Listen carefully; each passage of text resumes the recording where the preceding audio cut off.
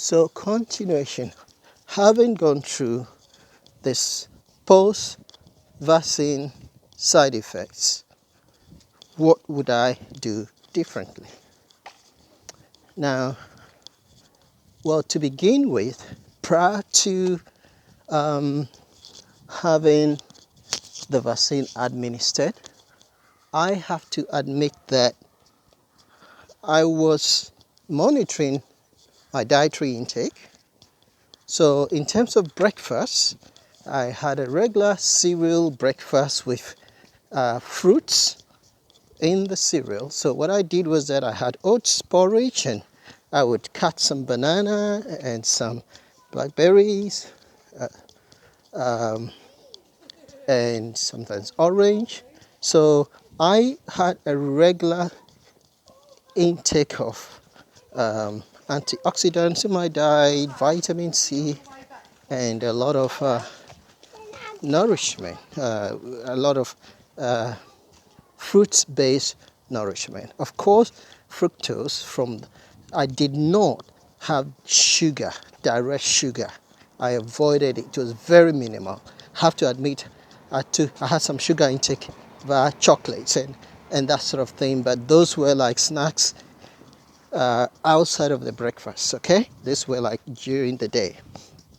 So I can say that religiously, my breakfast was on point prior to the vaccine administered, and it had nothing to do with the vaccine. It was just something that I had decided to do regularly because I was ordering my shopping from online, and I was paying more attention to my breakfast.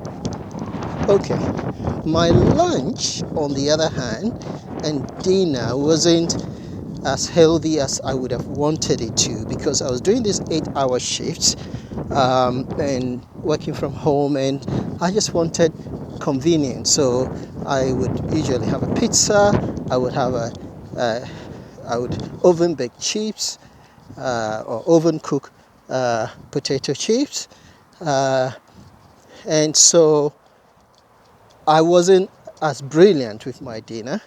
I would take some of the fast stuff, but I did not do deep fry, okay? Occasionally, I would cook rice and I would prepare West African stew. So obviously, I put my hand up that my lunch and dinner were not the most healthy prior to that.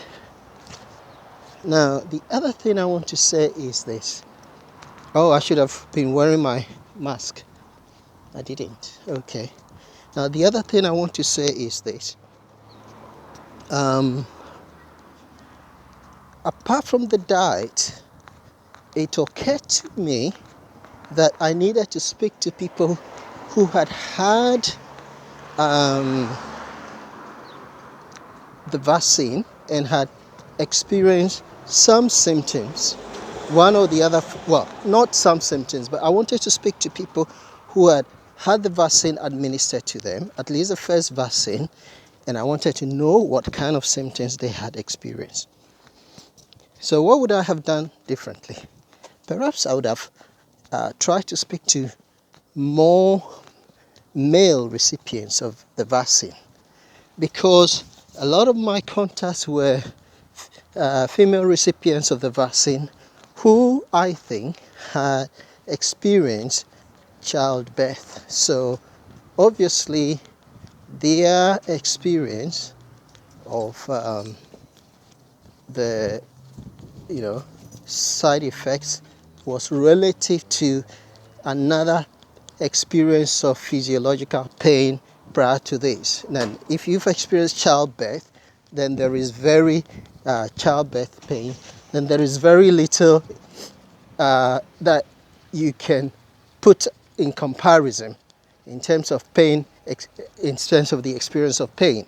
So obviously that is where I probably erred, because I could speak to a number of people who would tell me that, oh, don't worry, we didn't feel much side effects, because they are comparing it to what they would consider to be painful side effects. And yes, I agree that, I mean, not, although I haven't experienced anything close to childbirth, I would say the experience of side effect isn't really um, high up on the uh, scale of discomfort and unwellness. Okay, so male recipients of the vaccine, speaking to more male recipients might have helped. Now, there is the other variable, which is a lot of people who are men don't want to uh, be seen as complaining, and even if they didn't get up from bed, where a lot of were very exhausted, they probably wouldn't easily admit to it because they don't want to be seen as complaining, or they want to admit culturally we don't want to admit to uh, things which would be perceived as a sign of weakness. Now, there is the other factor also about the Britishness. Now, culturally, um, things which are medical, things which have to do with painful experiences, they are very private matters within the British culture.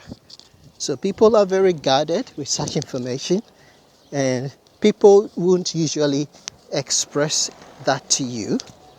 They will not usually tell you that this is what they went through, which is what I didn't factor in. So I found out later that people were more prepared to tell me the experiences they had undergone once they heard that I had received the vaccine. Now, that wasn't any good to me at that time, sorry, because by then I had already started experiencing the symptoms. So what I would have done differently was maybe reach out to more people in Ghana, reach out to people who culturally would have been more open to sharing their experiences. Certainly, there is a factor within the British culture or within somebody who has a British residency that they are more cautious and they hold back a lot more, or they underestimate these things. So these are things which I would have done differently. I hope this has been useful to you. Anyway, all the best. And if you're planning the vaccine, and one more thing I wanted to say is, now, I would say give yourself a good 3 to 4 days in which you might not be feeling your best, okay? So have your regular flu alleviation, cold flu alleviation remedies on standby, and also have an antihistamine on standby. So paracetamol, ibuprofen, antihistamine on standby. And please, please, please, if you possible, order fluids, soup, things that are convenient, so that if you are not motivated to cook, you can just warm something in the microwave. Make sure your microwave is working, because you're going to need that. You might not feel motivated to cook, but if you do not eat well, if you don't take adequate fluids, probably you prolong this side effect. All the best. Take care.